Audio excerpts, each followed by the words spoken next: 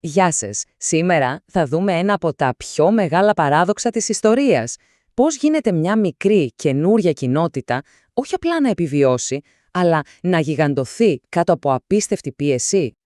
Αυτό είναι βασικά το ερώτημα που θα μας απασχολήσει. Γιατί, σκεφτείτε το, συνήθως όταν ένα κίνημα δέχεται επίθεση, ειδικά στην αρχή του, απλά σβήνει, διαλύεται. Εδώ όμως έγινε το ακριβώς αντίθετο. Πάμε λοιπόν να δούμε πώς ακριβώς συνέβη αυτό το απίστευτο. Λοιπόν, το περίεργο είναι ότι πριν καν έρθει η απειλή απ' έξω, η πρώτη μεγάλη πρόκληση ήρθε από μέσα. Γιατί η πρώτη χριστιανική κοινότητα στην Ιερουσαλήμ δεν ήταν, ξέρετε, ένα ενιαίο πράγμα. Είχε τις δικές της εσωτερικές εντάσεις και μάλιστα από την πρώτη στιγμή. Και εδώ έχουμε την πρώτη μεγάλη ηρωνία. Ναι, μεν όλοι μοιράζονταν την ίδια Ιουδαϊκή κληρονομιά, αλλά οι πολιτισμικές τους ρίζες, ακόμα και η γλώσσα που μιλούσαν, δημιούργησαν ένα χάσμα μεταξύ τους. Ένα χάσμα που, όπως θα δούμε, πολύ σύντομα θα άνοιγε τον ασκό του αιώλου. Στην πράξη, λοιπόν, η κοινότητα είχε χωριστεί σε δύο στρατόπεδα. Από τη μία πλευρά είχαμε τους λεγόμενους Εβραίους. Αυτοί ήταν οι ντόπιοι που μιλούσαν αραμαϊκά. Και από την άλλη, τους Ελληνιστές. Ιουδαίοι δηλαδή που είχαν γυρίσει στην πατρίδα από όλα τα μέρη της Ρωμαϊκής Αυτοκρατορίας και μιλούσαν ελληνικά. Και προσέξτε, αυτή η διαφορά δεν ήταν απλά στη γλώσσα. Οι Ελληνιστές είχαν μια πιο κοσμοπολίτικη ματιά και αυτό ακριβώς έθεσε τις βάσεις για την πρώτη μεγάλη κρίση. Και από εκεί και πέρα τα πράγματα πήραν φωτιά. Η εξέλιξη ήταν πραγματικά ραγδαία. Όλα ξεκίνησαν από κάτι που ακούγεται πολύ απλό, μια διαφωνία για τη διανομή φαγητού στις χήρες. Για να λυθεί λοιπόν αυτό το ζήτημα, διάλεξαν 7 άνδρες, όλοι τους από την ομάδα των Ελληνιστών. Αλλά 2 από αυτούς, ο Στέφανος και ο Φίλιππος, δεν ήταν απλά διαχειριστές, ήταν φλογεροί κήρυκες. Και το μήνυμά τους, που ήταν πολύ πιο ανοιχτό στον υπόλοιπο κόσμο, προκάλεσε μια τρομερά βίαιη θεολογική αντίδραση. Το αποτέλεσμα? Ο Στέφανος λιθοβολήθηκε μέχρι θανάτου και ξέσπασε ένας διωγμός που στόχευε, μαντέψτε ποιους, μόνο και μόνο την ομάδα του. Και κάπου εδώ αρχίζει το μεγάλο παράδοξο, γιατί αυτό που φαινόταν σαν η απόλυτη καταστροφή τελικά αποδείχθηκε ο καταλύτης για την εξάπλωση ολόκληρου του κινήματος. Εδώ υπάρχει μια λεπτομέρεια που είναι το κλειδί για όλα. Ο διωγμός δεν ήταν γενικός, δεν κυνηγούσαν τους πάντες. Οι αρχικοί Απόστολοι, οι Εβραίου, ήταν ασφαλείς και έμειναν στην Ιερουσαλήμ. Ήταν οι Ελληνιστές, οι πιο εξωστρεφείς αν θέλετε, αυτοί που αναγκάστηκαν να φύγουν. Και φεύγοντας, τι έκαναν?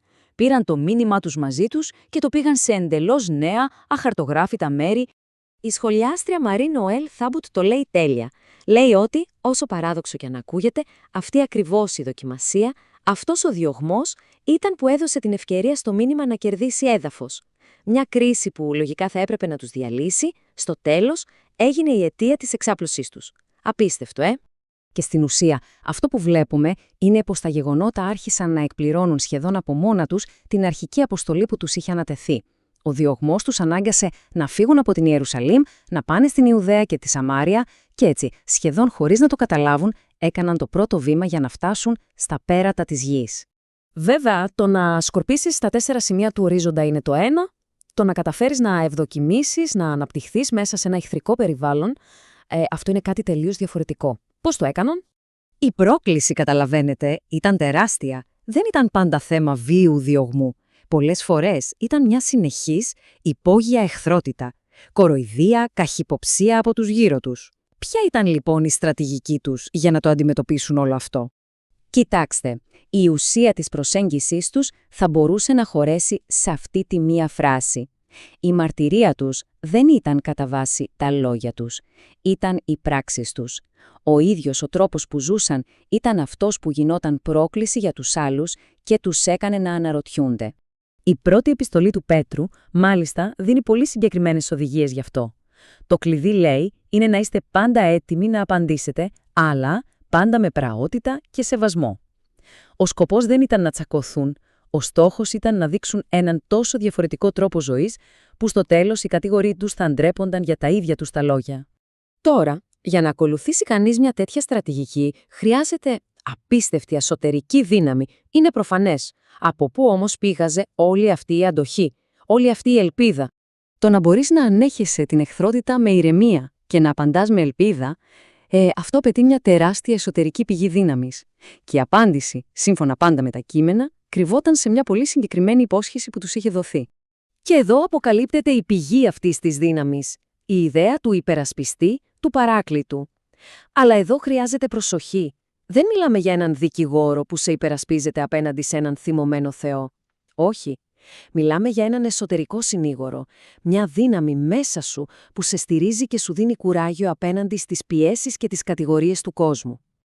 Αυτή η υπόσχεση που βρίσκουμε στο κατά Ιωάννην Ευαγγέλιο είναι πραγματικά η καρδιά όλης αυτής της εσωτερικής δύναμης. Είναι η βαθιά πεποίθηση ότι δεν είναι μόνοι, ότι μια θεϊκή παρουσία είναι συνεχώς μαζί τους, δίνοντάς τους παρηγοριά και δύναμη από μέσα. Και αυτή ακριβώς η εσωτερική βεβαιότητα ήταν το θεμέλιο για την εξωτερική τους αντοχή. Και έτσι, η απίστευτη ιστορία της πρώτης Εκκλησίας μας αφήνει με αυτό το τεράστιο ερώτημα. Η ανάπτυξή της, τελικά, δεν ήταν αποτέλεσμα κάποιου έξυπνου μάρκετινγκ ή στρατιωτικής δύναμης. Ήταν το αποτέλεσμα μιας εσωτερικής σύγκρουσης που οδήγησε σε διασπορά και μιας εξωτερικής πίεσης που αντιμετωπίστηκε με μια ήρεμη εσωτερική δύναμη. Το οποίο μας φέρνει στο τελικό ερώτημα. Μπορεί όντως μια εσωτερική πεποίθηση από μόνη της να υπερνικήσει την εξωτερική εχθρότητα?